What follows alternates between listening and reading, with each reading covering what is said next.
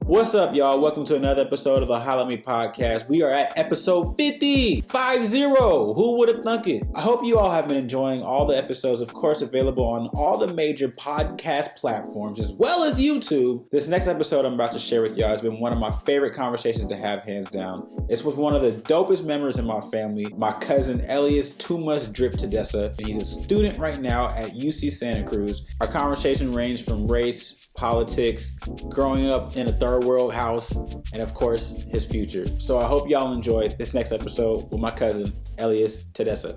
Yo! What's going on, cousin? That's crazy. Why are you flexing right now? Don't know what you mean. Why are you flexing? Hold on, you telling me I'm flexing, but you don't want they got a whole sofa in your apartment, man. Look, this is what my setup like. You see that? That's good though. That came mandated, right? I mean, yeah, but I mean, look at you with that whole soft looking. You got two phones. You talking about I'm flexing? Oh, I had to. I can't let you act like you the one. I mean, all right, Ray. You know what I'm saying? Like, dang. No, look. So see, this is my old phone, and this is my new one. So okay. Let me put this one away real quick. I knew you was gonna come with them bump at. Like, come on, dude. Like. Why? This is a communal space. I have to come with a little private, you know what I'm saying? They got Wi-Fi over there at UC Santa Cruz? I mean, yeah. Look at the watch. When's the last time you told time, bro? Right now, 6:11. Oh my gosh. Hey man, so I appreciate you giving me the time, man. Man, you know what I'm saying? I gotta, you know what I'm saying? I got an Apple Watch for a purpose. That's you know what I'm saying? Give time. You're welcome.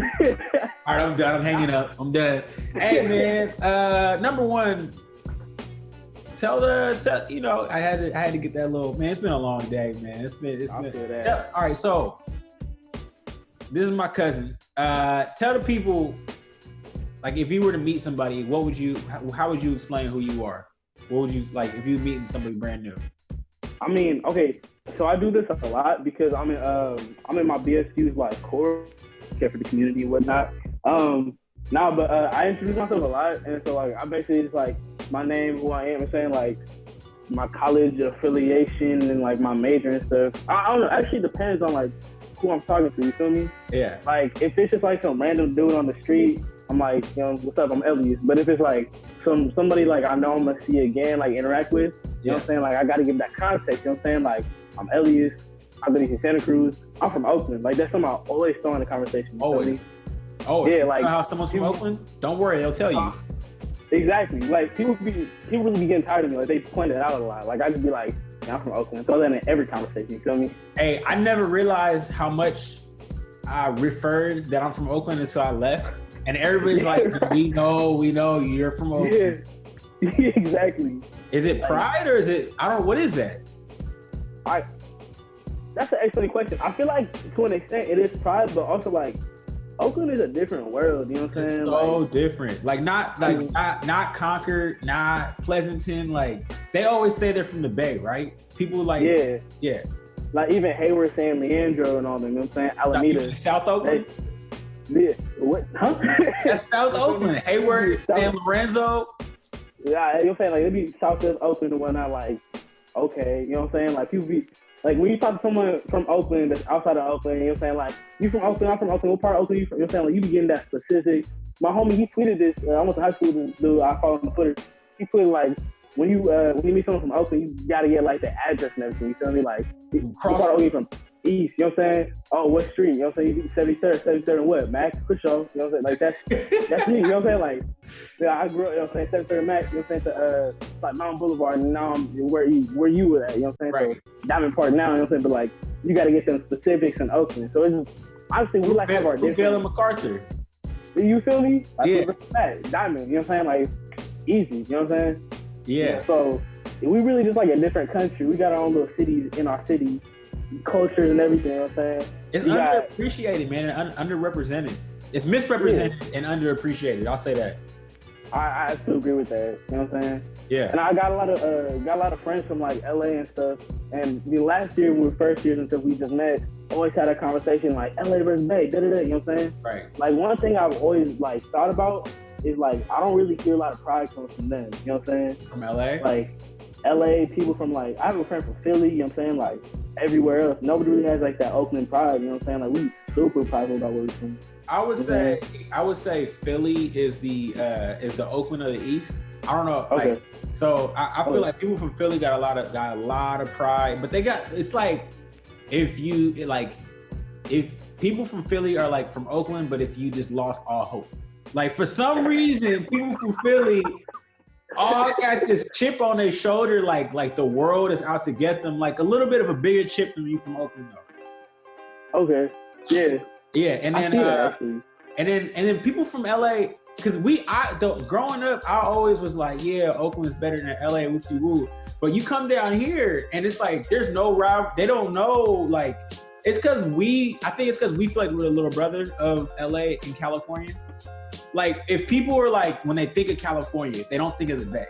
When they think of California, they think of LA. I think LA, right? Hollywood, all that, right? Yeah. I feel like growing up, we're always like, yo, like we're a real city too. We're a major metropolitan. We got business, we got the tech, we also got culture, we got the music. And I feel like we grow up with that chip on our shoulder. And so we feel like we gotta like you were the little brother.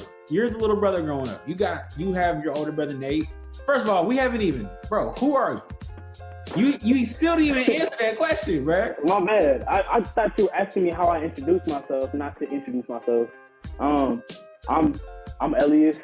I'm Ox's cousin, you know what I'm saying? First and foremost, I'm also a little brother, older brother. Yeah. You know what I'm saying? I go to the University of California, Santa Cruz. Ooh, the weirdest city in the world. I'm not gonna lie. You said the worst what? The weirdest city in the world. Not the worst. It's not the worst, it's not the best. I've been to the city, you know what I mean? Yeah. That place is weird, but it's one of the weirdest cities in the world. You know what I'm saying? I'm a young Ethiopian, little person and whatnot. So, some might refer to me as a little pimp, you know what I'm saying? I don't agree with that. I don't conform to that, you know what I'm saying? You are E-Dub, bro. You are E40's little cousin, I swear to God, bro. E-Dub, bro. I'll take that. I look up to E40, you know what I'm saying? Like we know you do. Young Sahab. Hey, you know what's funny though, man? Like taking it one layer deeper, like Oakland, someone from Oakland is always gonna say they're from Oakland. An Ethiopian person is always gonna let you know they're Ethiopian, right? I'm not just African. Just get all that the time. I feel like I feel like it's a little double thing. It's terrible. It ruins my relationships, you know what I'm saying? Like I have too much pride in who I am, you know what I'm saying? Right. It's like, oh, you're not from Oakland? You're not Ethiopian? That's crazy, bro. My thing is out here, right? I'll be with my like 4 black friends because it's like the amount of people that go here that's black. Right. And like I'll be with all 4 of us, and then we be making too many jokes about like white people specifically. Right. You know what I'm saying? So it's like I feel it would be too loud. Like I was in the library brushing my hair because I thought that was acceptable. You know what I'm saying? And then like when white people look at me, you know what I'm saying? Like I kind of wanted to, like I knew I couldn't, but I always just want to not rebuttal, but like just look at them with like that, like what you staring at? I don't know if I can say this because I know you got a lot of white audience and stuff, so I'm not going to. I mean, you can say whatever. Yeah. You know what I'm saying? Like, I be saying that kind of thing. I don't think that's really a derogatory term, but that's also like complicated historical and whatnot. You feel me? Yeah. So maybe I shouldn't be saying that. Still learning, grown. It's funny, man. I mean, your parents might watch. I don't know. Who knows? You know. But my mom's definitely gonna watch. I know she watches every episode, man. Hey, Auntie. Yeah, Auntie. Shout out to Aster. Nah, man. It's funny, man. You're at my, like, that's crazy. I went through that stage, man, where it's like I knew what I was doing was kind of like a little bit extra, but I didn't care. Yeah. Also, I was like, I wish you would say something. Nah, it was like it's definitely toned down a lot from last year when I was a first year in college. You know what I'm saying? Right. Like I think I would overcompensate. Like, you know what I'm saying? Like I'm black and I'm from like Oakland. You know what I'm saying? So it's like the hood and whatnot, and I'm over here like in this super duper like calm beach town environment. Yeah. I don't know. It's like different. So it's like I gotta like bring as much of Oakland as I can with me. Right. And I'm just kind of like adapting. I'm in like my adaptation phase right now. I'm like settling down. And I think I've definitely come down a lot from last year, but yeah, sometimes it's like some little things. Like I forget the code switch in class sometimes, and you know what I'm saying? My goodness, my TA looked at me so weird the other day because I said something. we had a midterm, and I was like, hey, so the professor finna drop the study guide, or what's up? Like, but I meant that in like like, are we gonna be able to see like a study guide soon, or you know what I'm saying? Like, I forgot to do that, so it just came off like hella ghetto, kind of disrespectful, maybe. Right. You know what I'm saying? Like, so it's like I'm bringing that like sense of like I'm from Oakland. This is how I talk normal with me, and this is how I behave. This is how people around me. This is what I'm used to. So like now it's like I have to like conform to the majority while like keeping my identity. You know what I'm saying? Like I think that's one of the biggest Bay traits is being able to code switch. Because you're in college now. I experienced it in college where like I thought that was normal. I thought everybody could do that, right? And that's just not the case. And like you have some of your friends that's like, how the fuck did you get here, bro? Like you don't know, like you don't talk to certain people like that, right? And then you talk to the other. And then you talk to other people and they're always like on their P's and Q's and they're like always though. And you're like, this is not an act. This is who you are. Like you're Carlton. Yeah. I've had some of my like my coworkers or my white friends like hear me for the first time talk to like my family or friends from back home, and they're like, "Oh my gosh," you know what I'm saying? Like you talk. I feel like it comes off. It's a bad. I feel like it's a bad thing too. You know what I'm saying? Like code switching and stuff. Just because like it does something. You know what I'm saying? It's weird because I can't be myself all the time. Like I can be myself, but it's like I got to be a different version of myself.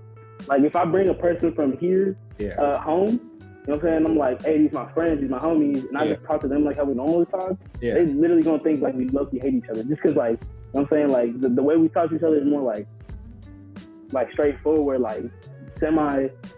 I don't even know, not even disrespectful, but like disrespectful, like if I talk rash. Yeah. You know what I'm saying? Well, Ethiopians, man, they keep it too real. Like Ethiopians, they will talk shit to your face and talk great things about you behind your back. Right? Like that's an Abisha parent right there, right? Yeah, I'd never believe in my parents or my parents' friends would be like, oh my gosh, you're like such a great person. You're doing so good in school. Like in front of me, my dad would literally tell me he wants to give me for adoption, but nobody wanted to take me. Like that's how I grew up, and that did so much for my self-confidence until high school. You feel me? Like it's horrible for our self-confidence. Abisha parents, bro. Auntie, why you do that? Why are you sleeping? Mom, it's 4 o'clock in the morning. Are you stupid? You know what I'm saying? Like, why you get the B? Why you not get the A? You know what I'm saying? Like, you're the African, not Bifrican. You know what I'm saying? Like, come on, man. so that didn't do too much for me growing up. But, shoot, we here now. You feel me? Bro, like, I remember when people would be like, yo, your mom has so much admiration for you. Like, your dad loves you. I was like, Who the fuck are you talking about? Not Woody, you know what I'm saying? I was like, who are you talking about, man? That's crazy. So, damn, there's so many things that you just said that I want to get to topics about. You started off by saying you would address somebody you think is gonna matter in your life differently from just a whatever. How do you decipher those? Because I know like you're in a new environment, right? Like you had your friends from high school, but like being in college, you're in a whole new world. There's like what 35,000 students at your school, 20,000 students. Oh, actually 17. Yeah. So 17,000. So like how do you know? You know, like what are your things you look for to determine if someone's gonna matter or not?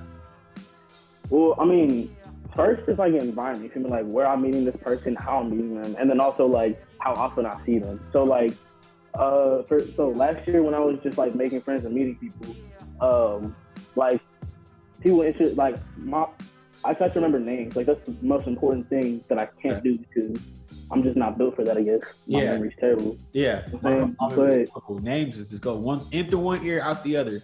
You feel me? But like, it gets to the point where it's like, if you repeat it enough, I'm gonna remember it. Or if you do something significant, I'm gonna remember it. You know what I'm saying? Yeah. Like, if I see someone and they just talking like hella funny, you know what I'm saying? Like, we talking, chopping it up, whatever. Yeah. I might not remember this person the next day. Like, I remember them, but I'm not gonna remember the name the next day. I remember everything about this person but their name. Exactly. There's people out here, like I go to BSU meetings every week and like the core meetings every, you know what I'm saying, as well. Like, so I have 2 BSU meetings every week just because like that's how I am, you know what I'm saying? Yeah. So there's people in there, I've known them for over a year now, and I still don't know their names. Yeah. Because, like, that's also, like, a relationship, you know what I'm saying? Like, Yeah. we see each other, we cool, we kicking it, we laughing, chopping it up, and then we just go our separate ways. Right. You know what I'm saying? We can have them super deep interactions, conversations, deal with, you know what I'm saying, life issues, but at that point, I should probably know their name. But, like... No. But, hey, but I'm the same exact way, and it's hella funny because, like, people really get hurt when you don't know their name. Like, really offended, bro. Nah, birthdays. That's what hurts people. You know what I'm saying? I don't know. Like, people, like, just more like closer friends. Like, we've been friends for a good minute now. You know girls, not guys. I didn't want to be the one to say it. Cause, so you got, no, I was going to say girls more so, like, I've experienced just get super hurt when you don't remember their name. They like, but birth, I mean, you young Saha, but bro, you got the, like, every time I see you, bro, you went like 3 or 4 of them. I'm like, damn, my cousin, man. No, it's not even like that. I'm just a respectful young man that has a lot of friends of diverse backgrounds and identities. You feel me? Also, mom and dad might be watching, so I'm like, chill. Right? Yeah. I mean, your brother's definitely dimed you out by now. Nathan's been said like, yo, Elias got all the. He knows everybody. What? No, I know people. That don't mean I got girls like that. You know what I'm saying? Like, I just have a lot. No, for real. Like, I'm just little on me. I don't know what you're talking about. But no, this one night, a couple nights ago, I was with a bunch of friends. Yes, there were male participants in this activity, so it wasn't just me and a bunch of women. But I was with like a bunch of friends, and we were coming back from a party of sorts, right? College, whatever. Right. Like a study party. Yeah, you know. You was in college. Shout out to Penn State, you know what I'm saying? But yeah, we was coming back from a party, and I don't know how we got in this conversation. We started talking about birthdays. Because they started talking about astrology. People talk about astrology now. I don't know where that came from, but it's a thing. I'm saying they had me downloading my charts and stuff, but my homegirl. Hey, what's your rising moon sign? Bruh, I know this. Okay, my sun sign Virgo, right? September. Okay. My rising is Aquarius, and so is my moon. Okay. I'm a double Aquarius. Okay. But, so I think I'm a Taurus. Okay. I'm a rising Aries. Okay. I don't know my moon sign because I don't know the time of birth, so I wasn't able to answer that question. You know there's a new sign though, right? You know there's like a 13th sign now. So I used to be a Taurus my whole life, and then I found out that I'm actually an Aries now. I swear to God, look it up. It's like an Astrology or something like that. It's like the new. I promise I'm not making this up. You mean isosceles? That's a triangle. That's a triangle, bro. Why are you trying to clown me on my own podcast? I'm talking about isosceles. No, it's like an Astrology or something, but there's a new NASA. Look it up. NASA found out there's a new sign. And I think it's hella funny because all these people got tattoos of their signs. And it's like a lot of them, you see it? You see it? What's it? Ophiuchus? Yeah, that's the new sign. All right, you know what? I'm not lying. No, so anyway, a lot of people found out their signs has changed. But anyway, you was at this party, y'all was discussing signs, and then what happened? Yeah, so homegirl, she born on my, she has the same birthday as my brother, right, Nate? So April 18th, I'm like, oh, you're an Aries. And then, like, when I first met her, she was like, I'm an Aries. I'm just like, oh, because you be breathing. So that's like our inside joke now. You know what I'm saying? So I was like, yeah, I know that because you're born on my brother's birthday. And then we started getting to about birthdays and stuff. And then other homegirl, she was like, at least it's my birthday. I pause. I'm looking down. Someone said something. I just go like talking there. You know what I'm saying? Like switch the subject real fast. She switched subjects for a second too, so I think I'm in the safe. And she like, Ellie, she never answered my question. It was my birthday. I'm caught up at this point. I'm like, I think it's July. I don't know. You feel me? Like, I barely remember my birthday at this point. And then like, she just got hella mad at me. Like she left the car. You know what I'm saying? We was dropping them off, and they all left the car. She turned around. I was like, all right, good night, y'all. She turned around, flipped me off. She was like, we're not friends anymore. I'm like, that's a college trait. You know what? I'm gonna give you a life lesson right now, okay? People in college have this long list of things that they're looking for in either a friend or a spouse, right? They have all these things they think that matter, and you should. I really think you should. Maybe.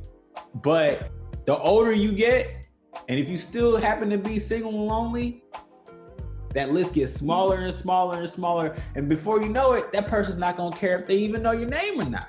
So, right. So I'm saying you just gotta deal with that. You're gonna learn a lot in your life, man. I'm gonna tell you, Ox, from 0 to college, high school graduation was one person. I would say that's for the most part one chapter. No, that's like 2 chapters of my life. But like me from freshman year to senior year, hella change. And I thought like when I graduated college, I was like at my peak form, like, oh, this is who I'm gonna be in my life. And then that next year, like kind of like way more change, like went from looking for a job to looking for a place to live. I mean, so like it really just have perspective that like things will change and you're always growing. And people change too. That's the other thing is yeah, man, like just being confident in myself was like the biggest thing I learned through all of that though. Was the biggest thing was just being confident with who I am. Like you seem to have got the cheat code on that, man. Yeah, I mean, I believe that, you know what I'm saying? Like it's weird because it's like, I'm trying to think about like the past and stuff, right?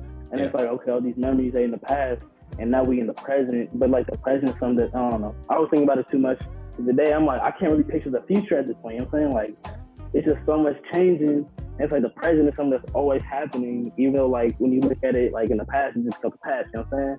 You go to UC, so like, you go to UC Santa Cruz, bro. You're high as hell right now. Not even, shoot. It's like something I be thinking about when I like watch the class and stuff. I'm like, the present, you know what I'm saying? It's nothing that's ever gonna be in the past or the future. It's just you existing in it.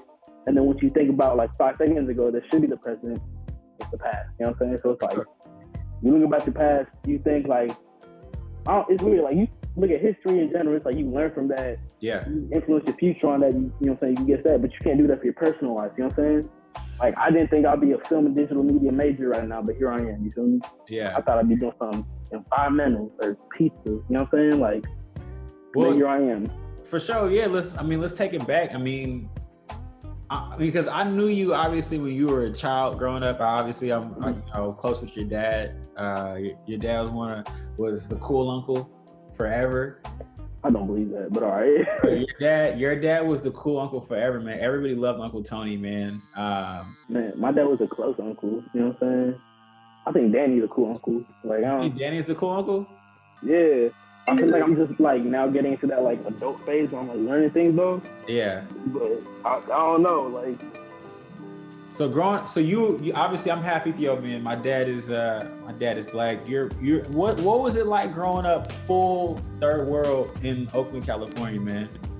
What was that like? I didn't even have that full experience because my parents were super westernized, you feel me? That's crazy for you to say that. Because for me, your parents was hella African. Nah, I mean, then again, you went to like Piedmont High and stuff, though. You feel me? Why do you have to do that? Why do you have to always do that? I always wanted to go to Skyline. All my friends went to Skyline. Hey, man. But seriously though, like, I have a lot of friends that are Habesha, right? Mostly Eritrean, but Habesha nonetheless. You feel me? Right. So they got like that whole full experience where it's like they always smell like onions. You know what I'm saying? Like that was rude, but it's true. You know what I'm saying? They smell like onions. They, you know what I'm saying, speak the lingo and whatnot. You know, my friends, Eritreans, so speak Tigrinya. I always say, like, you know what I'm saying? So, right. All that stuff. You know, they be going back and forth to Eritrean stuff and Ethiopian. I'm like, man, my parents didn't let me learn Amharic growing up because they was like, we gonna learn English by this little thing. I don't speak it, you know what I'm saying? No, I'm out of here. Finish, you know what I'm saying? But my party trick got but I'm finished. Yeah, exactly. That's my party trick when I go to Ethiopian functions. You feel me? Like, I'm out of here, Finish. Yellum. I know Yellum. You cut that. You know what I'm saying? Like, Yellum, you cut that. Shit debate. That's the other one I know. Because you got to know what a bathroom is. Yeah. Hey, you know what I'm saying? Bro, I could have sworn you and your brother knew Amharic. Finish. You feel me? But I'm finished. Yeah. So they didn't teach you growing up? Nah. My mom tried when I was like in 2nd grade, but I had that cultural appreciation. You feel me? Yeah. Yeah, that was like when I was in Montclair, so I was still with the white kids. I'm like, man, let me just adapt to these the Westerners as well. Let me try to fit in. And now I'm like, dang, like I really could have embraced that when I was younger. Too bad my folks are too busy with Abigail to care about me. Boom, there it is. So I gotta go there and learn that for myself now, which I'm not mad at, but. Bro, but so like, for me, I know I struggle with like, when I became conscious of like race or whatever, like I felt super like, cause I wasn't black, I wasn't white. Like, did you deal with that coming up in where you did? Absolutely. Okay. My goodness, yeah. Like there was that whole thing when Black Panther came out where all of us like Africans, you probably know about this, like all the Africans were salty because all the black people wanted to embrace it. You know what I'm saying? Like where y'all been? We could have been with you. You feel me? Like when I was younger, I would get bullied by like the 2 black kids in my white elementary school for being African. You know what I'm saying? Like they call me African booty scratcher. That one still gives me. You're lying. Not at all. Like they be making fun of me and stuff. In middle school, high school, the homies would always get on me like, "Oh, you the African one. Your family eats sticks and stones and gazelles." You feel me? Are you? That was the thing. High school, bro. So like when Black Panther came out, and everybody was like, "Oh, we got this black movie, African, da-da-da," and everybody started becoming like more conscious and woke. Yeah. But so all that stuff, wore dashiki to them. My homie wore dashiki to the movie, and he was the one saying I eat sticks and stones. You feel me? Like that whole thing, like I was like salty. I was like, man, I gotta make the movie. I watched it hella times though. I'm not gonna front, but like I was just salty. Like, so when I really like became, it was like since I was younger, I was like self-conscious, not aware, just self-conscious about like my black and African and Ethiopian specific identity. You know what I'm saying? And then like as I got older, I was like first and foremost, I am black. You know what I'm saying? Just like subdivisions within that black. You know what I'm saying? Like I'm African too, and then I'm Ethiopian, and then I got my tribes and everything, and there's that. I don't know like much of like my Ethiopian. I do know like a good amount, but I don't know enough about like my Ethiopian like background and ethnicity and all that stuff as I should. So, you know what I'm saying? Like people look at me, they're like, "Oh, you're not black, you're Ethiopian." I'm like, "Yes, I'm Ethiopian." You said something wrong though, because I am black. You know what I'm saying? Like first of all. You know what I'm saying? Like, right. My whole thing is like, if a white person comes in here and they with the KKK, you know what I'm saying? What they gonna do to me? I always say that shit about cops. I'm like, yo, it doesn't matter if you black or mulatto, because my sisters are half white, right? Yeah. And they're always like, well, we're not like you and your brother, right? And I'm just like, well, you say that we get pulled over, like, what's that cop gonna say? Exactly. Like, I have a friend that's also mixed too, right? She's half white though, and she's from Berkeley, but she got like a really good like white girl voice. You know what I'm saying? Like it's immaculate, and she's like really passing too. Yeah. So like we throw in the front seat, the passenger, the driver's seat. It's good. You know what I'm saying? We hide in the back or something. But like it's crazy how much. There's so much that has to do with like being black. That's just like I'm still learning today, and like the more I learn, the more there is to learn. You know what I'm saying? Yeah. Like it's one of those rabbit holes that keeps digging itself. You know what I'm saying? Yeah. So I'm into it. You know what I'm saying? Like now, like I said this like 2 times already, but I'm in BSU. Like I'm on the core too, and I wanted to run for president next year, but it's low-key hella stressful. I'm not gonna do that. Why does it matter? Why does it matter to you? Like, why do you care about that? Why do you care about Black Student Union? Why do you care about black? Why do you care enough to be involved, right? Like, you're exerting energy towards this thing. Why do you care enough? Because, like, honestly, the world made me care, you feel me? Like, when we're born, it's like, we are who we are. That's simple, you know what I'm saying? Like, I be playing with little white kids, you know what I'm saying? Like, that stuff is all taught. So, like, over time, we see, like, these systems and like, the institutional racism and everything, like, the way the system in America is set up, too. Like, the whole school to prison pipeline, that exists, you know what I'm saying? Like, I'm from Oakland Skyline High School. Like, there's a lot of people that I know that got locked up, you know what I'm saying? Like, within 2 years of graduating and all that stuff. And it's like a reality that sucks. So it's like really, and the history behind everything, like even the police department, how it like stems from, like the original sheriff's department was just like slave catching. So, like they caught black people in America and was like, okay, you're a slave, you're gonna go here. And then now we got like the racist police because of that. You know what I'm saying? Like that's where it comes from. Yeah. So, like when we say like we don't mess with cops, it's not out of ignorance, it's out of like honestly history. So like seeing all that, and then like now it's like I'm at this school where it's mostly white students. Yeah. You got other like non-black people. But, what's the diversity breakdown? well, like we 4% black, and that's double what we were last year. So that's really all you need to know. You feel me? Yeah. Like I don't know much about anything else. I think it's a highlight Latino population, maybe like 30%. Yeah. And then like I don't know, maybe like I don't know. It's a good amount of like non-black people here. You know what I'm saying? A lot of white people, obviously. But I say white people. Just disclaimer: I love like my white people. You know what I'm saying? Like I don't hate nobody. You know what I'm saying? There's no hate. You know, for me, I feel like I say that a little too hard, but I'm saying the white part. But I don't mean it in any way.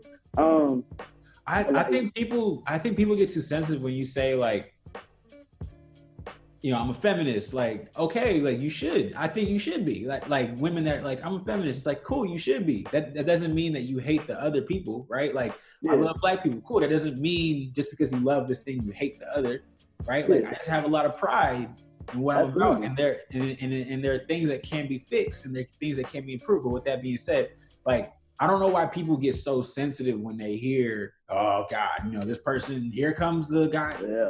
What is that? I don't understand that.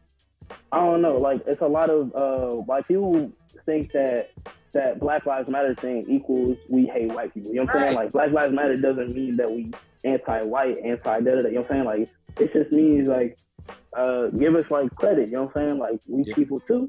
Just acknowledge that and treat us like that way. You know what I'm saying? Like, we straight. That's all we want. Really, that's all we want. You know what I'm saying? But, like, to answer the question, because I know you're asking, I'm saying, like, too many words right now. There's so much going on here. Like, it's honestly kind of dangerous at this point, like, to be black. You know what I'm saying? Right. Especially, like, out here. I've heard too many people this year alone. We only, like, week 6 of being out here. They like, oh, I was walking to the bus stop and someone just pulled over and was like, nigger, da-da-da-da-da. You know what I'm saying? Like, it happens here too much. And, like, professors be saying that stuff. Yeah. Driving past us. Like, last year, I was walking back to my crib from a class and some dude stopped me. He was like, oh, niggers, something. Like, I was just too shocked at the fact that he said it to my face, too. He was an old bro, so I couldn't even fight him. Like, shout out to my parents for giving me morals, but we here. But yeah, like, it's too much going on for me not to care. You know what I'm saying? Like, it's what people see, so it's like what I got to defend because it's also a part of me. You feel me? How much did your outlook on race change leaving the Bay to? And now I want to get to why did you pick Santa Cruz, but how much did your outlook on race change from being in the Bay to Santa Cruz? It honestly didn't change much. Okay. Like, I don't know. Like, at this point, it's more like where you from that matters to me. You feel me? Like, I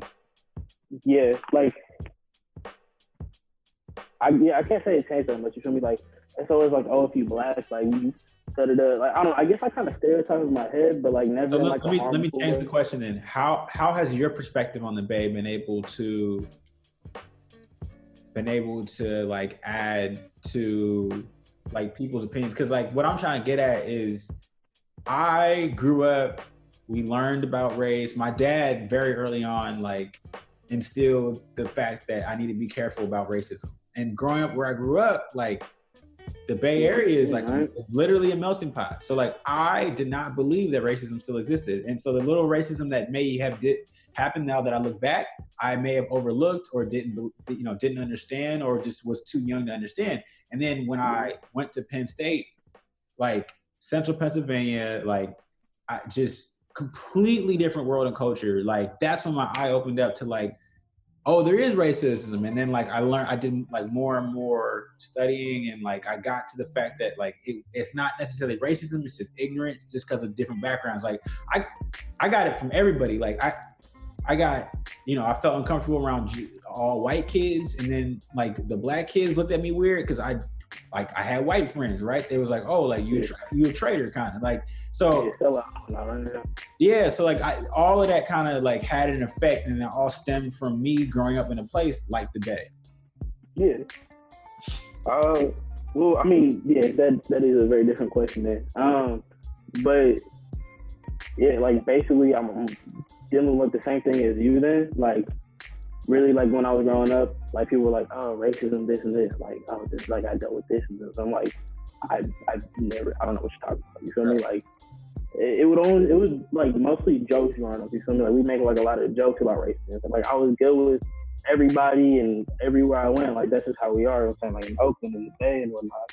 And then I come out here, and it's really just like the black people all stick together, and then like you have like the few like stragglers or whatever. Like they with the white people, they with the white people. But we all here congregating in one house, we live together, and like the rest of them live over there, and then like there's some like sprinkles here. You feel me? Right. And then like that whole like it became like kind of like cliquish. You know what I'm saying? Like by race though, like, and it's weird, but now that I'm out here, I understand it too, because it's in a sense kind of dangerous, because there's like a lot of stuff that happens to be like anti-black out here, and that word that term is like used a lot, but like rightfully, you know what I'm saying? What have you seen that's anti-black? I mean, just the way people operate. You feel me? Like they don't. A lot of people out here, it's like they don't have like the equal acknowledgement by professors as the white students, or they don't get like taken seriously enough by like, just this past weekend, not this weekend, the weekend before, there was this like whole situation that kept us up for like 2 days straight, just because we was like dealing with this one person who was dealing with their supervisor. She was an RA in this building like at the top of the hill, whatever, right? And so she had a medical condition, and she was on the top floor with no elevator, so she had to go up the stairs and stuff, but she couldn't really do that with her, because it was like a bone thing in her leg too. So she couldn't be that functioning and stuff. So her supervisor was basically like disregarding her, giving her hella stuff, but she never did that to any like the other RAs, and she was the only black one, right? Right. And they constantly pitted her against like another black RA, and like you know what I'm saying? Like did hella stuff. They involved police in a couple of matters too. So do you think the majority is like deliberate, or do you think it's like subconscious the actions that some of these black students are experiencing? Like do you think they are deliberately being treated like this by these individuals, or do you think it's like do you think it's subconscious? I honestly like I'd say like it's too much for me to just be like, oh, it's deliberate. You know what I'm saying? Like I can't believe that everybody out here is just like out to get us. You know what I'm saying? Too much, right? To think like that is too much. Yeah. Yeah, I mean, it is also like a lot of like accidental subconscious things too, because like I know a lot of people out here, like a lot of people that work for the school, like, you know what I'm saying, like a lot of professional stuff. Because I also work for the school too, and like like I just can't believe that they straight up like discriminating against me or anything. So I'm like, okay, like how you said, actually, when you went to college, you learned it came from a place of ignorance and stuff, right? I genuinely believe that people don't know how to treat black people too, because it's like the first thing they see is that we're darker than them. You know what I'm saying? Yeah. So it's like, okay, they have to be treated with like maybe this handicap, or maybe they are just used to this, or maybe this is how they operate, or you know what I'm saying, like this is how I talk to a black person. You know what I'm saying? But they don't think that all the way through. You know what I'm saying? Like the one thing I notice is in every class I have, where they talk about like black things, like this, like that, they say African American, but really slowly, and they kind of look in my direction. You know what I'm saying? Like I was in my section the other day, the same day I forgot the code switch, actually, fun fact. And they were talking about like how in movies and stuff, like since the beginning in America at least, like there's been really bad portrayals of like black people and stuff, and da-da-da. But the way they said it was like kind of like it didn't hurt me, because I knew they was trying to be like nice and stuff, and like like there's been a lot of bad ways that different people have been like what we were talking about, like, the purpose of film and stuff, and it was a film class. We were talking about the purpose of it in like historical context, right? And it was like, oh yeah, like especially the way that African Americans, they slowed down, looked me in the eye, and then proceeded to go on like the whole rant, right? I'm like, you didn't have to do all that, but thank you for acknowledging me, but that's just not how I want to be acknowledged. Yo, I hate that my mind typically goes, I bet you that person says the N-word. Yeah. So let me ask you, has there a time, or is there a recent time where you found out that you were wrong about someone? Like you thought maybe they had some sort of prejudice, but you found out like, oh, this person's a lot deeper than what I'm giving them credit for. Do you ever come across that? Not really. Like I usually just give people the benefit of the doubt, just because like, that's just like the way I operate. Is like, you cool until you're not cool. You know what I'm saying? I feel that's just like an easy way to put things. And it's like you either go up or go down in my book. But you start off at like the middle, just because I don't know, ain't no place to judge. Like who am I to ask people not to judge me, and then I judge them? You know what I'm saying? So it's like, do you think in your lifetime, and this is a big ass question, and I don't expect you to answer it right. I'm just trying to get conversation going. Do you think in your lifetime it is possible for there to be 100% racial equality? No. Like in my lifetime, just because there's gonna be people that grew up, you know what I'm saying? There's people that grew up now who have like, it's hard to like really think about, because like the significance of it is like painful. You feel me? Like it's so much, but like there's people that grew up like around Emmett Till, like even that exists now. You know what I'm saying? Like they're still alive, and they remember hearing like Emmett Till crying, you know what I'm saying, calling out from like where he was at when he was getting killed and beat. You know what I'm saying? Right. And then like people that marched with MLK, people that Black Panthers and stuff, Malcolm X and all that, like people that grew up in that time during like the civil rights movement and like before and even after, you know what I'm saying? Like it's never been cool, you know what I'm saying? Like people always thought like, oh, it's getting better, but really it's always just getting like more hidden, you know what I'm saying? Yeah. So for, I don't know, like even if I live like 100 years more, I feel like it's gonna take a lot more time than that, just because like 100 years after the Emancipation Proclamation, Martin Luther King was giving his speech, right? The I Have a Dream speech, and we know what was going on back then. You know what I'm saying? So and you're 20 years old? 19. 19. What is the change you would like to be able to make? And that's a big ass question. I'm saying you snap your fingers, you fast forward the time, everything went perfectly. What is the change that you hope you can make? But I mean, this might sound radical, but honestly, like I just want to take over America at this point. You feel me? Like you want to take over America? Yeah, like because America is honestly the most powerful nation in the country. You can't really tell me otherwise, because you know that's just the way it is. Right. But like internally and externally, like there's so much wealth in the world that the U.S. government has control over. And there's so much power they have to like control like who really gets what, how people are treated, you know what I'm saying, like what systems get what and all that stuff. And like if I had complete control over America, like, you know what I'm saying, prison abolition, well, I can't speak right now, my bad. We abolish prisons, right? Yeah. Get rid of police. You know what I'm saying? Like all them things is like them institutions that's like built against Black people. Yeah. Reform education, all that stuff. You feel me? Yeah. Wealth distribution, all that stuff. So that's like there has to be different systems in place. So is politics a direction that you would want to get involved in?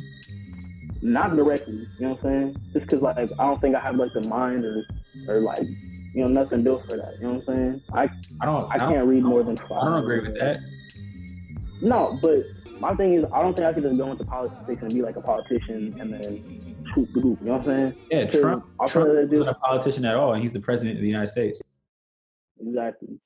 So if I were to get involved in politics, it would have to be through like a different method of doing it. So like now I'm doing film and digital media. I'd want to pursue it in an artistic way, you feel me? Just because like that inspires people, like the majority of people. Right. You know?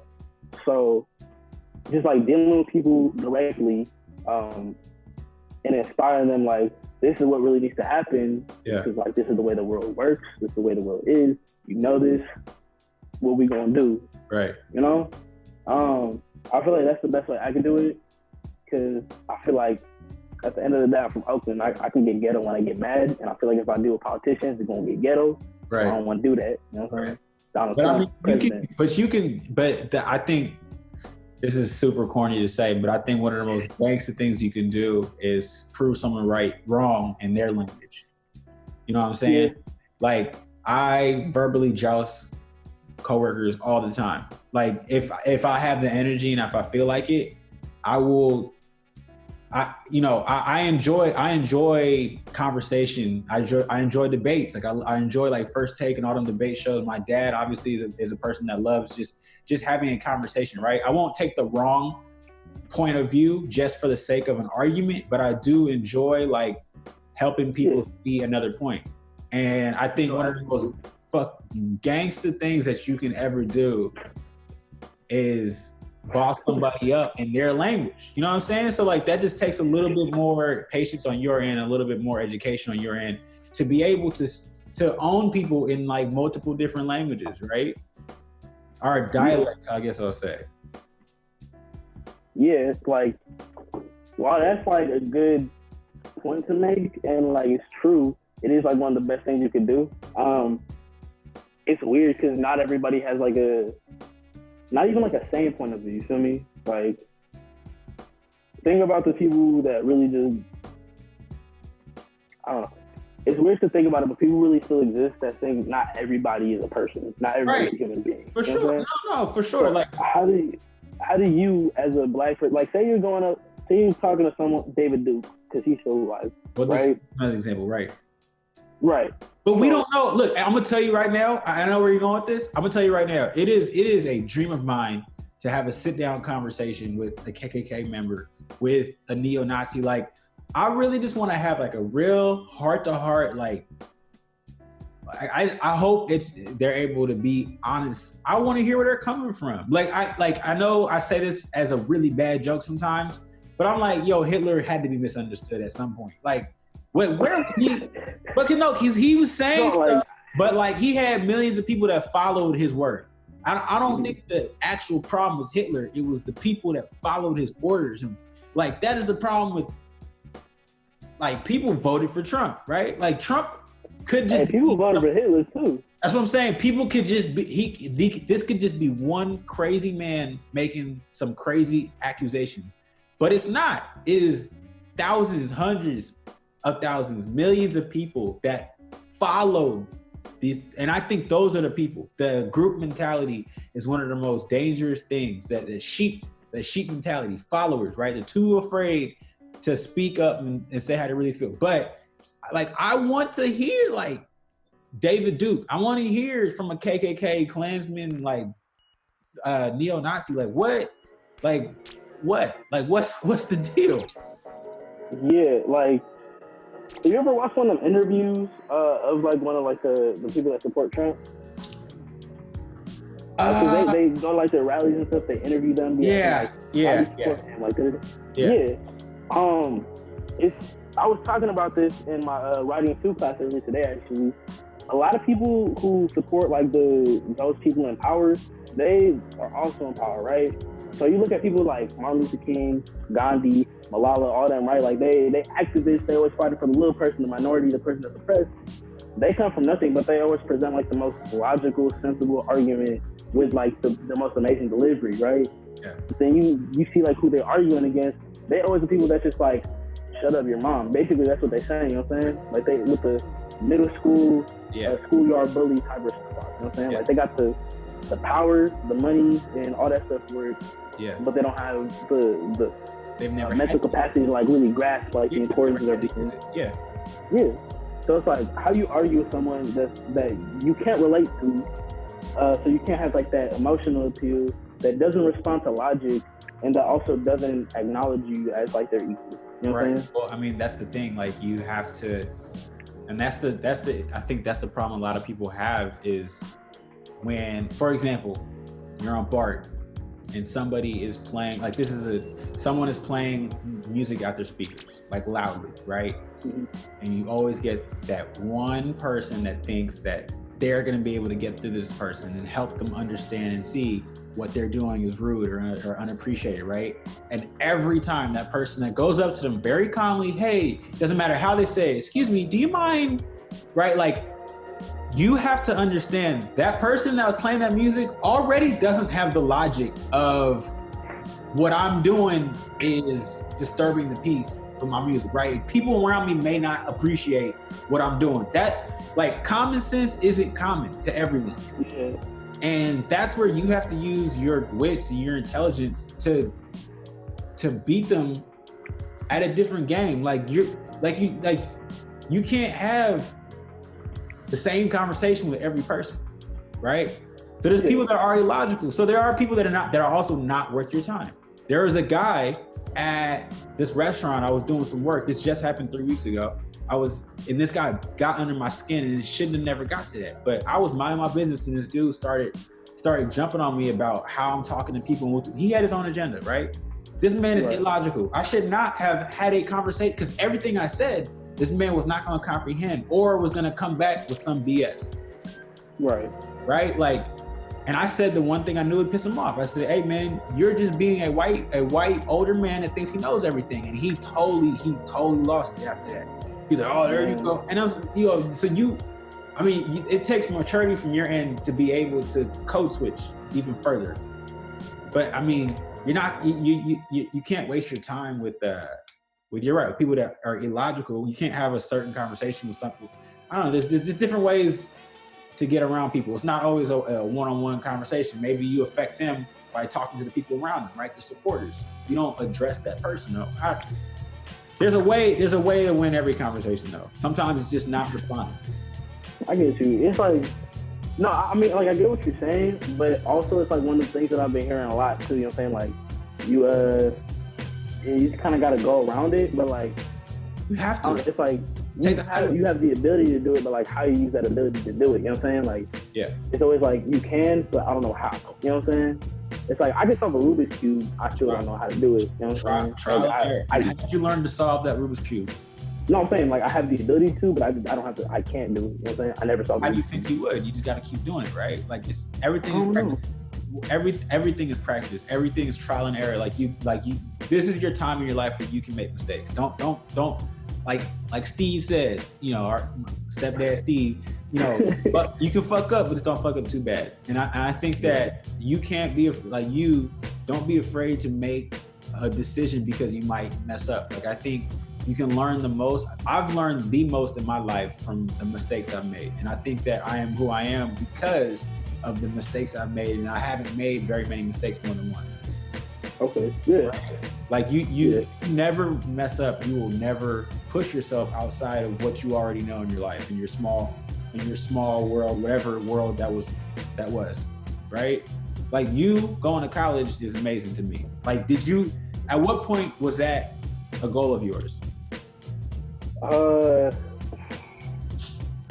was always like when I was growing up, right? My parents, my Aroto parents, they always tell me like, you know, you go to elementary school, you go to middle school, you go to high school, you go to college, you get a job. You know what I'm saying?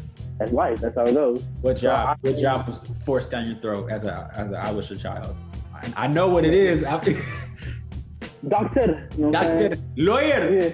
Lawyer, yeah. That was, my brother was a lawyer. I was a doctor. That's how things were supposed to go. Right. Sorry, disappointed, Mom. You know what I'm saying? Like, I ain't no doctor no more. My mom, and she loves me and she supports me. When I told her, I was like, if you don't do something that they want you to do, and picking college was the first time I ever went against my parents. Hey. My mom told me, she said, you are making the worst mistake of your life. And she's apologized since.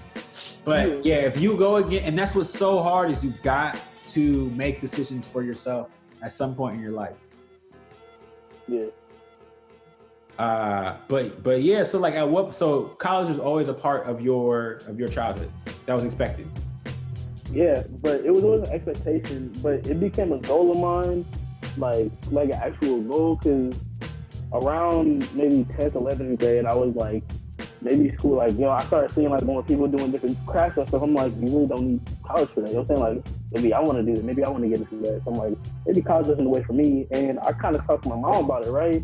Thing is, my mom, she's more like she's not the traditional Amish in the sense like, she's so motivational with everything. You know what I'm saying? Like, she's not like, you have to do it. Your mom's amazing, by the way. I hope you understand that. Mesky is like, I do. Like, I brag about her all the time out here. You feel me? Like, it's not fair. My mom was dope. I'm not, hey, mom, I know you're listening right there, but Auntie Mesky is like one of the nicest people I've ever met in my entire life. Yeah. It's funny because people usually think it's my dad, right? Like, oh, your dad's so cool. Your dad is really cool. My mom is, you know what I'm saying? I love my mom. Yeah. I'm a mama's boy, and I'm proud of that. You feel me? Yo, your mom's amazing. It's not fair, bro. Yeah. No, it's like a slight flex I had. You feel me? Not so subtle. Like my mom she went to Berkeley. You know what I'm saying? Why she had me in my Berkeley? Crazy.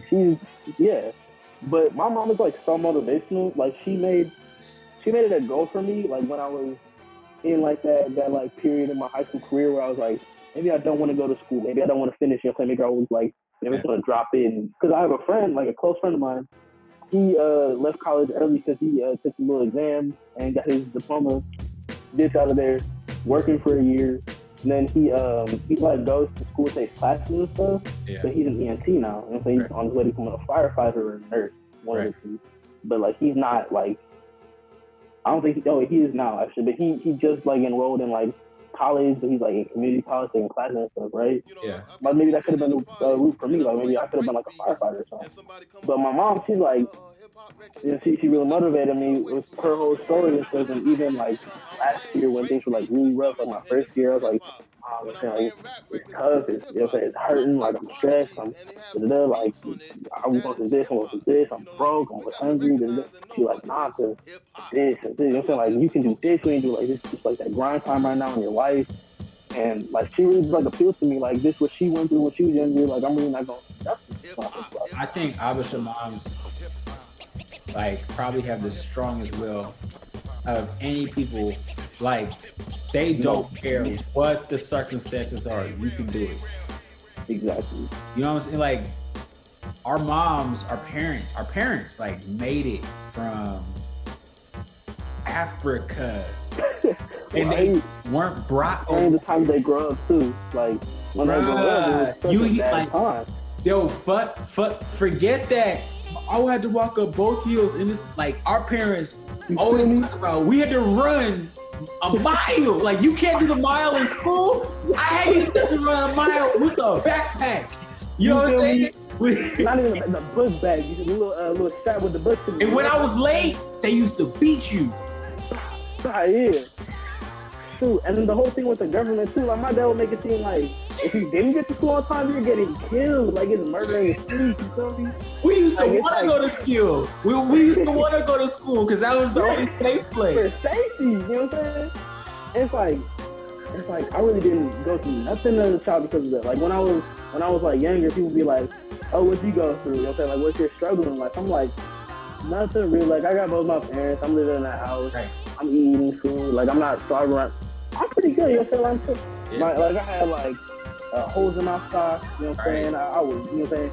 I ate cereal for dinner every night. You know what I'm saying? My mom's and my pops were working. Always. And you know what I'm saying? Like we didn't really have like that secure like we can go on vacation like in Disneyland every summer, every winter break, and it's like I haven't been on vacation until like Europe, which was like a complete surprise. You thought vacation was visiting your family in fucking San Leandro. Like, oh, we go. I remember when I went to LA, I was like, oh, me in LA, this vacation case. Bruh, when we used to drive down to Uncle Danny's.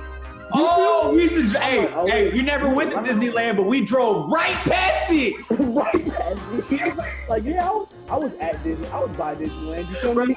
We passed Disneyland. That shit look hella cool. Nah, growing up, the Mormon temple was Disneyland. Matter of fact, you feel me? You know what I'm talking about too? Like every Oakland kid was like, yeah, like that's Disneyland. And we never asked. We got a Disneyland too. You feel me? It's like we went to Six Flags or Great America. That's our Disneyland. What about Fairyland? Fairyland. That was like when we were younger. Top tier entertainment for us young Oakland folks. You feel me? For us young Bay Area type kids. You know what I'm saying? Man. And San Francisco was a whole different thing too, but that was like also a luxury. You know what I'm saying? I gotta be honest. I probably went to San Francisco like twice growing up before I got older. To me, that's San Francisco was so like extra. That was LA, but close. You know right? Yeah. That was the big city, bro. Yeah. It's like I didn't even care about it growing up, but now I'm really there. Stuff. I went over summer because my friend was visiting from Temecula. You know where that is. Yeah. You know what I'm saying? And so they was visiting and was like, man, I want to go to San Francisco. So me and my other friend, we took her to San Francisco, and like I'm like, I hate it here. You know what I'm saying? Like I don't like San Francisco. I never cared for it. Now I'm older. I'm like, it stinks. There's rats on board. You know what I'm saying? The crackheads don't even be as cool as the ones in Oakland. Like, brother, the ones in Oakland at least offer something like some game. You know what I'm saying? Oh, Bro, let me tell you about this one crackhead I seen by Southern Cafe on my car to one of the best food spots I've ever been to. If I do that, you've ate at Southern Cafe before? Once in my life. My mom would never let me go there, bro. For real? Why? She was always like, drug addicts go there. She said, yeah, okay, I was waiting for that. You know what I'm saying? That's the Abisha. Hey, that's the go-to for Abisha. It's drugs then. Bro, I remember when I was younger, my mom went to the liquor store one time, and she had me and my brother waiting in the car. Which one? You mean Two-Star Market? Not even Two-Star Market. It was down by 36, across the street from the Metro PCS. Oh yeah. Yeah, and she went in there, and I was younger. I didn't know what liquor store was because, you know, we're not allowed to go in there. And then she was like, "No, we can't go in there. There's bad people in there, you know, like gangsters, drugs." I'm like, I went in there when I was like in middle school against my mom's knowledge. You feel me? I took the 57 down there. I went against my mom's knowledge. I was like, like I'm buying a pack of Skittles in Arizona. You know what I'm saying? Yeah. Rest in peace, Trayvon Martin. But like, yeah, like I was in there buying like some Skittles, maybe some Mentos or some shit. Dude rang me up. I was out of there safe and sound. Went back to my crib, chilling. And why was that such a bad place growing up when I went in there had no issues? You know what I'm saying? Elias, I was driving down that same street with my mom in the car, and we saw my brother outside of that liquor store. Outside of the liquor store. You lying? Bruh, my mom. Next thing you gonna tell me he had on a rag and a beater, huh? I can't imagine.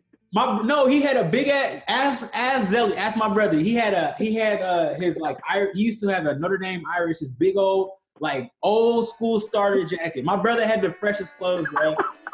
You talked about growing up with clothes in your clothes, bro. Think about this. My brother, full African, right? Full Ethiopian. Right. Big dude too, not small. I wore his hand-me-downs. I wore the hand-me-downs that my African, huh? That makes sense, because you was always in some baggy clothes. All my clothes was triple X. Man, I wore hand-me-downs from an African, bro. My clothes was raggedy. Jeez, bro. Jeez. Hey, you got the real third world experience, and you're not even full Ethiopian. What's that like? I remember, bro. My mom pulled up in the black what was it? A Volkswagen. Yeah. My brother was so in trouble, bro. She was so mad just because he was standing outside the liquor store. I mean, you're not like standing outside the liquor store. You a block boy. You feel me? Like you can't be standing on the corner. That's a corner store too. That ain't even a liquor store. That's a corner store. He was with one of his friends from store. Shiloh, bro. He was with one of his friends from church. Hey, nah, you can't trust people from Shiloh. Shiloh people. You've taken a turn. Wow. Oh, not me. No, not me. Okay, I'm still the same guy. I'm a drummer for another church now. Actually, it's some fact. You know what I'm saying? So I do say so myself. Wow. I'm still with it. You're a drummer? Yeah. What was you gonna tell me? You don't ever talk about yourself. I apologize. You know what I'm saying? Like I feel like I flex enough. I don't like talking about myself. I guess definitely don't flex ever, bro. That is the sign of an Abisha child. Is you're really? Like, you don't brag about yourself because bro. I learned how to play 6 instruments growing up. What? You didn't know this? No. Yeah, I played piano, trumpet, saxophone, guitar, violin, and the drums. Do you still play? You play drums now. Do you like? I still play drums. It's my favorite instrument, bro. I love the drums. Okay. And the saxophone. I haven't played that in years. I haven't played the rest of the instruments in years. I think it's like 6th grade actually. Maybe, yeah, like 6th grade. But I learned how to play them all by 6th grade. I swear to you, I never knew you had any. Really? Yeah. What do you think I was doing in my extracurriculars? But that is, I honestly don't. You play football, you know what I'm saying? Like. That's why I got the athletic family. That is very nice of you to say I was the athletic one, because I know you came to my games and you saw me on the bench. So for you to say that is very nice of you, bro. Hey, athletic nonetheless. Which one of us was on any sports team? You know what I'm saying? Zella in the Army now, but my brother is definitely the most athletic. My brother was on the varsity swim team, so I think he takes. Oh yeah, my brother went for sure. Okay, yeah, okay, yeah. So did your brother play like lacrosse? Did your brother play lacrosse for a hot second? Oh, he did, but I forgot about that. Dang, I never went to his games. You know that? I've never seen. I don't think he didn't play a game, did he? I don't think so. Honestly, I feel like that was just a friend. Like, I feel like he was doing something maybe illegal when he said that. Because I always seen him in the gear and stuff. I seen his bag. I seen he didn't even have a real jersey, you feel me? Like, he had a stick, a bag, and like a sweater. Lacrosse looking sweater that I wore because it was like big for him, you know what I'm saying? So, like, I remember that. Dang, he did play lacrosse. Hey, so back to college. Yeah. Did you have a goal of wanting to be? Because like you like every other person in the family had the rite of passage of growing up at your dad's pizza parlor. Mm-hmm. To this day, top 3 best pizzas I've ever had in my life. Like at that, like when you were like, what did that do for you? Like you literally grew up in a pizza parlor, bro. But I'm not gonna lie, I don't talk about that enough. I'm not gonna lie. Like, I feel like there's a lot of internalized things that happen. You know what I'm saying? Like, I get. Oh my goodness. Hold on. Let me just declining calls or whatnot. You feel me? Yeah. But growing up in that pizza shop, specifically that one. Yeah. I can't really say. You know, I just didn't have a normal childhood. I feel like. No, you didn't. You know, after school, I would go to school in like a small Skyline Pizza T-shirt. You know what I'm saying? Right. When I was like in elementary school, I had this bright green one. I think I still have it. I got the picture on my phone. I might use that for this episode. Sure, do it. You know what I'm saying? Yeah. But yeah, I would go to school in that, and then I would always come. It didn't affect me until high school. I gotta say that. Like in middle school, huh? You weren't aware of what was going on. No, like I knew it was like a flex. You know what I'm saying? I thought it was like a flex. I thought it was like a cool thing if I was in high school. You know what I'm saying? Your dad, honestly, you know, we made jokes about our parents doing horrible things for self-esteem. I'm gonna say your dad, and this may have been behind your back, but your dad always talked about like how cool both you and Nathan are. Like, I was definitely behind our back. Okay, well, I'm gonna tell you. So go ahead. So you thought it was a flex growing up? Yeah, like when I was younger, my friends, like I swear, like people wanted to be friends with me just because they knew my dad owned the pizza shop. You feel me? Like in elementary school, we would literally go on field trips and I'll teach them how to make pizza. Bro, that's like gold. That is like gold, though. Like right? Pizza as a middle school, like. Yeah, that's what I'm saying. Like, it was crazy. I would like say my friends, they're like, hey, guys, you want some pizza? My dad's gonna make some for us. Let's go to the pizza shop. Cool ever, right?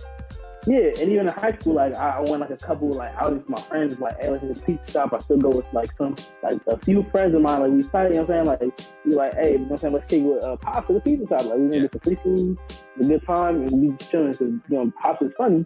Yeah. But in high school, man, like, I started doing so much in high school, like, I was, you know, taking like the regular, you know, 7 classes in high school. Yeah. I was interning my 2 last years in high school. I was an intern, and then I was in my leadership program for a year. I was like super involved in one of the Green Academy and Skyline, one of the pathways and whatnot. And like, I was just like super into school and stuff. And like I wasn't allowed to have a social life just because like I would be at the pizza shop like 3 times, 4 times a week after school. I go there Mondays, Wednesdays, and Thursdays. I said Fridays are my days off, but I still wasn't allowed to go out because I had a curfew at 9 o'clock, and I knew if I was out after my parents came home, it's all bad for me. So me and my friends would go home, and they would be there. I wasn't even allowed to have girls at the house, actually. Like, group of us 5 dudes, not one girl, like, we sit on the porch, you know what I'm saying? Yeah. Sit on the porch until 9, 10 o'clock, because, you know what I'm saying, I never knew my parents would come home. Yeah. But there was this one night, my senior year, you know how they have, like, senior sunrise, senior sunset? So I went to my senior sunset, or senior sunrise, cool time, and then at the end of the year, it was senior sunset with the football game and everything. It was like, or not football game, right? It was something happened that night. I think it was like a friend's birthday party or something. Yeah. And I didn't really party in high school. Like I don't party now. Like I was never a party person. Yeah. So I wanted to go to this thing because it was like, my friends are going. Like it's gonna be a good time. It's safe. Like let's do it. But that night, my dad had me with like, he was like, nah, I need you to come into work today. Like, it's important.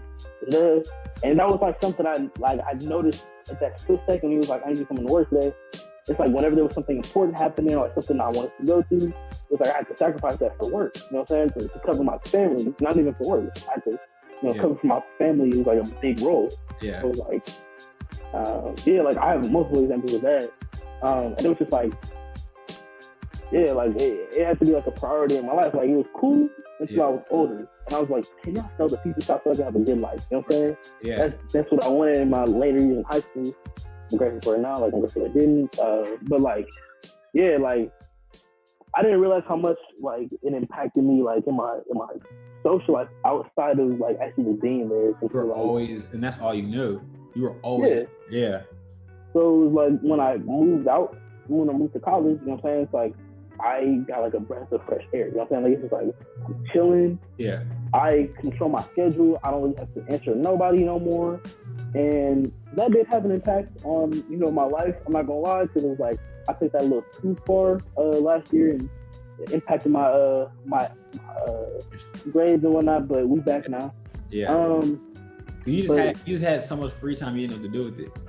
Yeah, basically. Yeah. So I'm like, I never really had that much free time. It was like I handled things like right then and there. Yeah. And then after that, I moved on to the next thing because I didn't have time to not do that. You know what I'm saying? Yeah. Like I had the strictest schedule of a high school ever. Yeah. That was just how it was. And then, you know what I'm saying? Here I am. It's like, oh, you can do that if you want, but just know if you don't, you're gonna get kicked out of this. So it's like now it's all stress. You know what I'm saying? Oh, I can't get kicked out of college. I'm paying how many dollars to be here? How many thousands or whatnot? So I mean, Pastor. Shout out, Pastor. You know what I'm saying? But yeah, it's like that like impacted me growing up too, because like I feel like it was always I had to be on a grind, and even now it's like I load up my plate just because like I don't think I can do anything under that. You know what I'm saying, man? Like that is I mean, you may not be able to see it now, but like you're going to appreciate that work ethic, because that's what's going to separate you from a lot of people. I'm telling you, all the professional world is at this point is just like being dependable and grind. That is all the differences between successful people in the work. I mean, obviously there's like who do you know and luck, but aside from that, what separates everybody else is like, do you do what you say you're gonna do? Everything is group projects to keep it a bean. That's the only thing you're gonna take away from college once you start working is a group project. Like, which person in the group project are you? Low key, I don't want to be like cocky or arrogant or nothing, but sometimes I feel like I'm the person that does the most. Like, of course you will. That ends up doing all the work. I'm saying, and that's that work ethic that you have been drilled in you. Remember my dad. My dad is the drill sergeant, right? What did Dr. Turner say? You know what I'm saying? Like I'm able to look back and appreciate the strictness that my dad had, because I didn't go out a lot too. I wasn't allowed to go out and stay out past a certain time until senior year. And then by that time I was like, even if I was out late, I felt guilty. Like it'd be like 9:45 and I'd be like, all right, y'all, like it's getting late. And I heard the party didn't get popping until like 12. I was like, what? Like, y'all are crazy. Yeah, I got you, bro. Like my whole thing is before I came out here, I was like, I went to like one party before I moved out here. You know what I'm saying? And I was like, I'm pretty sure I remember you going to that party. I'm pretty sure I dropped you off at that party or something like that. Nah, what? This is like after I graduated high school. I'm mixing up two different stories. Yeah. Man, come on. I went to this one party, and this was like this is actually like I think the first official party I ever went to that wasn't like a house party, right? And it was like other people I knew, like it's one of them pay to get in parties, right? So I paid, my friends paid too, and we all go in and get searched by security. And so we have a good time, and they shut us down. My first experience getting a party shut down because I'm always out the house. Back at the house by 10 latest. 9 o'clock is my curfew, but 10 o'clock is the latest, you know what I'm saying? So they're like, come here at 9, dip at 9:30, no reason to stay. So I'm like, all right, bet I kick it with my friends and dip.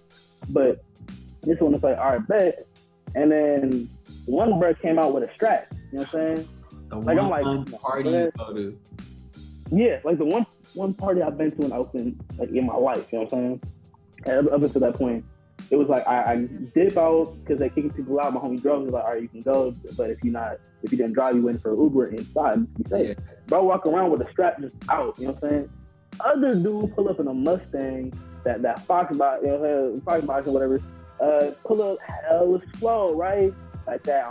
It's about to get shoot. We right in between them, right here, look, bah, bah, bah, bah. And I'm over there just like, I didn't even react to nothing. I'm like, I'm dead. Like, I got shot in the gut. I got shot, yeah. You know what I'm saying? I'm like, I'm about to fall over. I'm getting dizzy. I look down. My shirt is still white. A little sweaty because it was hot at the party, but still white. Right. I'm clean. I'm like, oh, bet. And I start booking it, you know what I'm saying? Turns out nobody was shooting. It was just a car that was giving out the sound. I was so stressed, though, bro. Because I seen bro with the clip, too. Like, the long one. You know what I'm saying? Bro had the extendo. Yeah. Bro was driving hella slow. I'm like, I know what this means. Yeah. I'm not ignorant to the fact. I've seen this movie before, yeah. You feel me? Like, I've seen all the movies. Right, that was like probably one of the scariest nights of my life since I moved out here. You know what I'm saying? Like, yeah. And then that's when I realized like my parents like really, okay, I understand my parents' stress now. You know what I'm saying? Like people really do be coming out here shooting over nothing. Yeah, you thought they were they didn't shoot. I'm like, exaggerating, yeah. Yeah, like my parents, they wasn't over that. I'm like, they didn't shoot, but really they could have. Like I know like four Latino dudes in a car and one of them old Mustangs at that. You know what I'm saying? Like, I know nobody in one of them old Mustangs with four dudes in the car don't got a strap on them. Yeah. And then bruh clearly has a strap on with no shirt. Somebody getting shot tonight. You know man, I remember because getting shot up at high school football games. I know, man. That's the difference. Is I went to, like you said, I went to Piedmont, and I just like they were always. Whenever I did go to the parties, it was always in someone's basement, and like it was just super whack to me. And you know, again, like I grew up in Oakland, and like I transferred schools around like high school, and then I do remember like finally going to a couple of Oakland parties, and I was like, I just wasn't trained for that. You know what I'm saying? I was like, oh shit. You gotta be I don't feel comfortable. I'm just gonna go home, right? Like it's like the moment there's something like, hey, like you step on my Jordan thing. I'm like, oh, you know what? Because I was back then when like stepping on Jordans was like fade on sight kind of thing. Yeah. Yeah. Hey, so who are some people or what are some things that has happened in your life that have helped form who you are? What are some things that happened? What are some things or who are some people that have had like an impact on who you are? Well, I mean, first and foremost, my parents. You know this, you know what I'm saying? Like, my dad is one of the most strong-willed, and my mom is the most strong-willed person in the world, you know what I'm saying? My dad, he's so, like, stubborn with what he believes, and I admire that, you feel me? Because, like, no matter how absurd what he says is, it's always, like, backed up by something, like, completely, like, factual, unarguable. It's, like, solid, you know what I'm saying? And, like, he's always just doing it to be like, okay, like, we're looking out for you, we're looking out for us. Right. And you know what I'm saying? Like that's and everybody else, like nobody it's always like it should be a good time kind of thing, you know what I'm saying? Right. You know my dad is like one of the most cheerful, positive people in the world, and he's like so stubborn with what he believes. It's like almost hard that he's like it's almost hard to believe like he's that like positive and lighthearted, you know what I'm saying? He's everybody, all his brothers, like my mom, your dad, the most prideful people I've ever met, and it got them to where they are today, right? Like, so like that pride that got them there is also, you know, they're prideful to a fault too. Is how I feel, but that's another conversation. No, yeah, like you're not wrong though, and then. Also, like, my mom, just being who she is and, like, hearing her stories, her struggles, what she's been through, what she's going through, and, like, how, like, she honestly just knows everything there is to know. I swear she's the most smart person, like, the smartest person on the planet. Yeah. I don't need Google. I always ask my mom. Yeah. But, like, yeah, like, my mom, she always knows what to do in every situation. And, like, even when she knows I'm going through, like, some kind of situation, or, like, she knows I'm gonna, like, run into something in my life, like, whether it was, like, she predicted something that would happen when I was in college, when I was like in, you know what I'm saying, 10th grade in high school, 7th grade in middle school, whatever. Like she knew that I would actually prepare for it. Yeah. And she did that for me, you know what I'm saying? Yeah. I met people in high school. I was an intern at my high school, actually, with the youth center in my high school. And my supervisor, her name was Nancy. Her name is Nancy, my bad.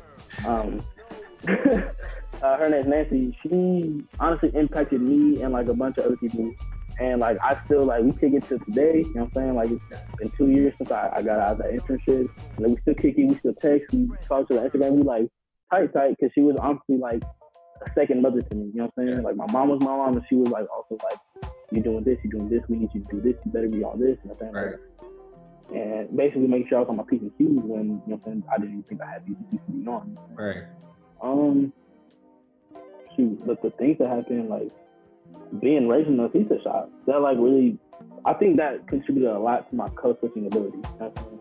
That and also going to school like at my church. Customers and stuff. Yeah, like that. You know what I'm saying, like being like really like adaptable, like with the snap of a finger, you know what I'm saying, blink of an eye, like I'm a different person. I feel like I'm the same person. Because up in the Oakland Hills, you had to deal with almost everybody, right? You had like the middle class, you had the upper echelon, you had the wackos, you had the working class coming up, you had all the construction workers, like you had like almost every type of person come through that spot. Yeah, from Forrest Gump to Tom Hanks himself, you feel me? Like everybody is in there. And I say that because Tom Hanks went to Skyline.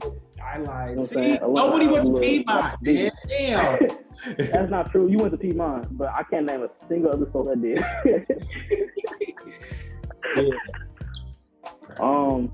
Man, is Piedmont even still a school? Like, I hear things about Piedmont, but actually one of my homies that got arrested within 2 years of graduating, he was robbing some kids in Piedmont.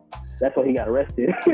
Like, no, like that is what I think of. Like aside from like funniest fucking thing I've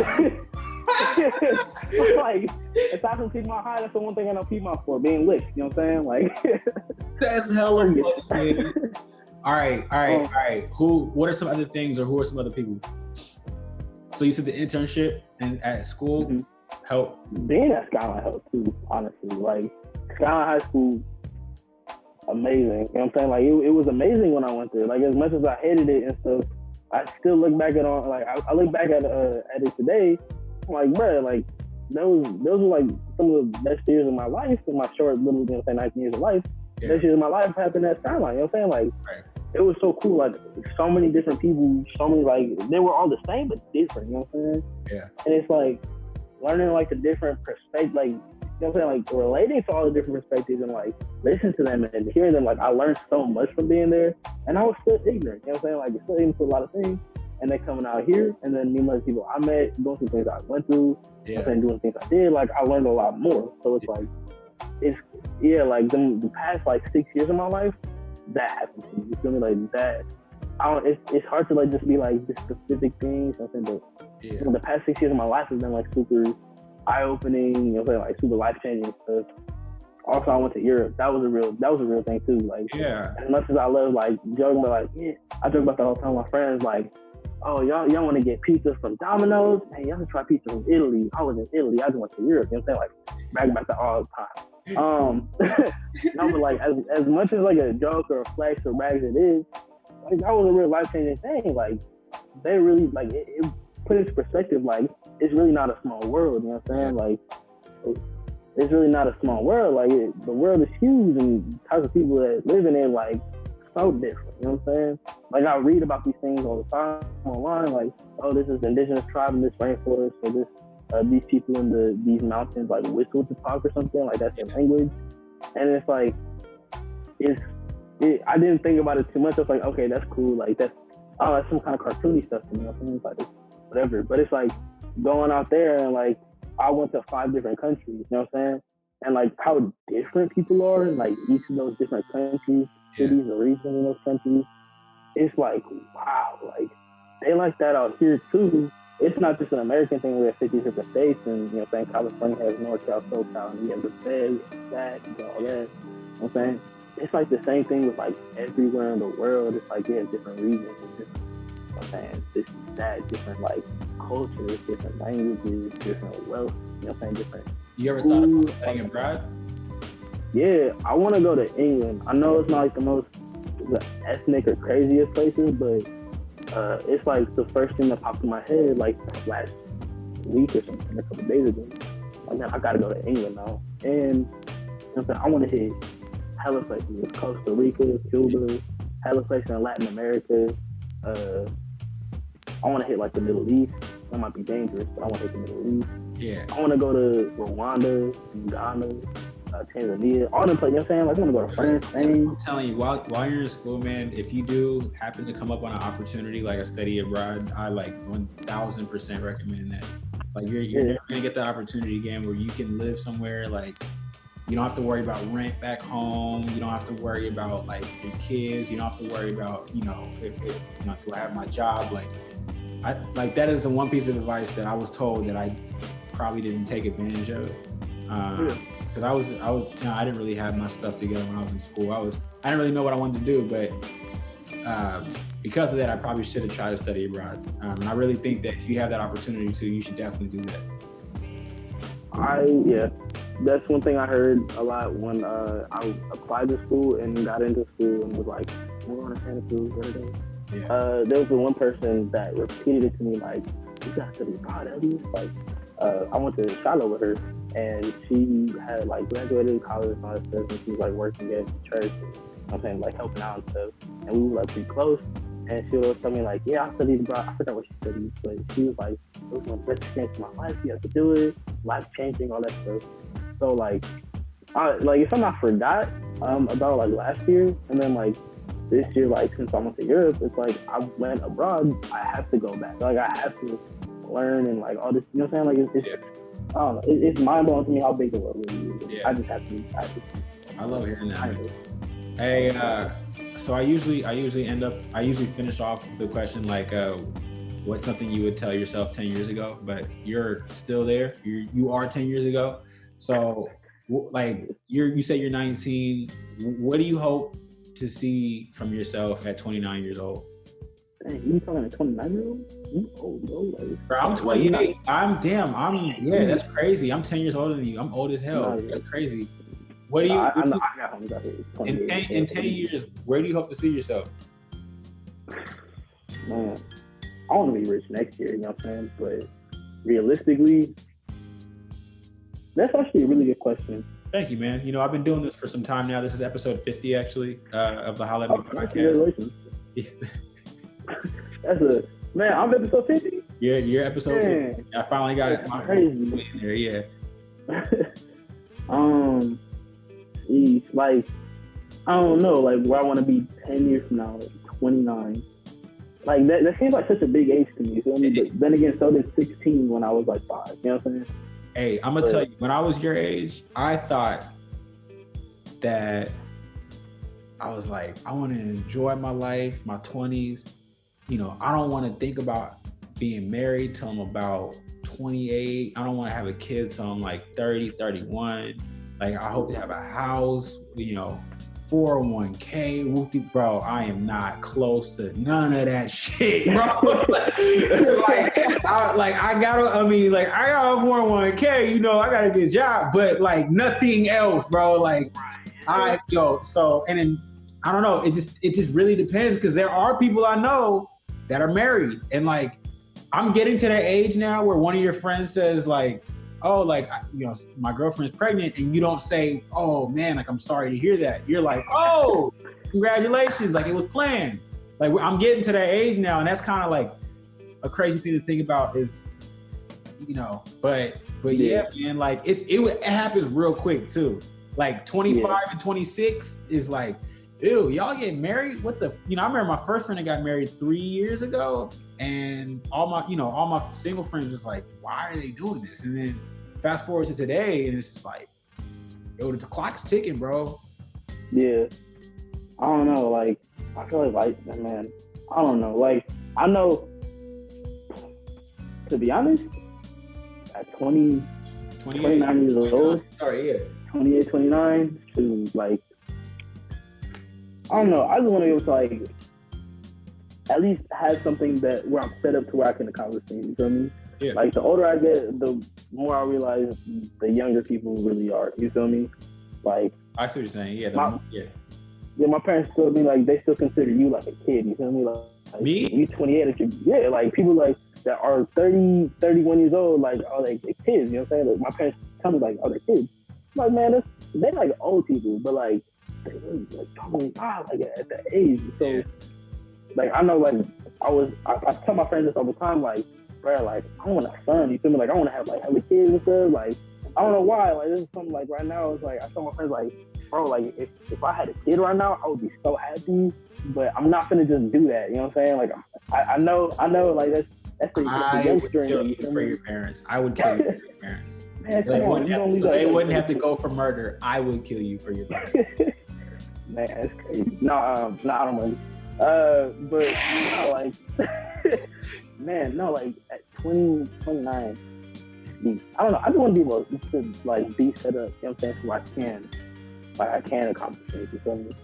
Like my mom, she has this plan for me already in my life where she's like, you're gonna get married at 22, you're gonna have a kid at 27, and you're gonna have more kids after that. You're gonna have a career. I'm like, okay, cool. But really, like realistically, I don't know when my career is gonna start. I don't know what I'm gonna do for that after college. I don't, you know what I'm saying? Like, I'm still at the point like, am I gonna finish college on time? You feel me? Like, like on time. I've had that on time in parentheses. You feel me? Because it's really just a game, and I don't really know how to play it, but I'm learning. So yeah, like I don't know. Like hopefully, I have my career. I have my little situation figured out, my 401k and whatnot. I look, you don't know what a 401k is still, but hold on one. But hey man, what do you like? What do you have an idea what you want to do?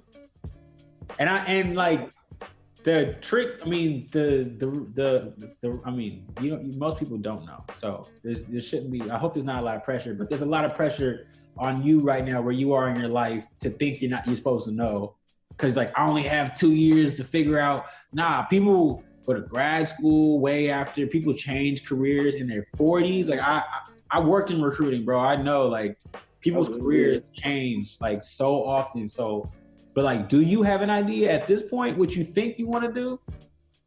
Man, I don't know. Like, I'm still trying to figure out what made me happy, like in my everyday like aspect of life. You feel me? Like, I work in one of the advising offices on my school. I'm like, this isn't really that bad of a job. Like, I kind of like it. You know what I'm saying? Like, I'm having fun. I'm really cool with like the advisors I work with, like the people that have that as a career. Like, I could do this, but you know, like realistically, like in my dreams, like I am doing film and stuff. Like, I want to work with other artists. You feel me? Like, make, you know what I'm saying, whatever, like music videos, movies. You know what I'm saying, documentaries. If you enjoy that, do that. Because I will tell you, and again, I'm inserting myself in your story right now, but I, until about 4 years ago, always did what I thought would make somebody else happy. Like, I always try to make my parents proud, you know, my mentors proud, whatever. And like, until about 4 years ago, like I didn't really like listen to myself and do what I wanted to do. I was always chasing money. And the worst thing someone told me that is kind of true is the money, you do what you love and the money will come. I'm still waiting for the money to come, but like I'm trying to do what I love. And so I hope that you do find that journey of like what you actually love, and you'll figure out there'll be some money way. There'll be some money behind that somewhere. Hey, trust me, you already know I'm not doing what makes other people happy, because I'm not doing engineering, science, being a doctor, a lawyer, you know what I'm saying? I'm doing film. I already disappointed my dad and my mom. But as long as I'm a comedian, bro. I'm a comedian. At least you make them laugh, though. You feel me? Man, at first, you think it's joke? You think it's joke what I did? I come to this country, I raise you, you go to school, you tell joke? My dad did like vent to me and my brother when he was dropping me off at high school one day. He was like, man, because he takes these Ethiopian jokes too far, man. Like, I feel bad. I do feel bad. Because my first show ever, your dad showed up. And like, I felt bad because I just had a whole litany of Ethiopian jokes. And your dad was standing right there front and center. I had never seen him get so small in my life. I felt horrible because I just kept pointing at him. My mom was there. She was off to the. Why would you point at Woody though? Like, bro, he was standing right there, bro. I could do a whole Netflix special on growing up Ethiopian in America. At this point, just reach out to Netflix. Like, y'all ever see my show? Send us a YouTube link and be done with it. Like this copyrighted, African American or like African American or something. Man, I don't know, bro. Like, yeah, but African America. You know what I'm saying? Like that was your life. African America. You feel me? That was your household. Yeah.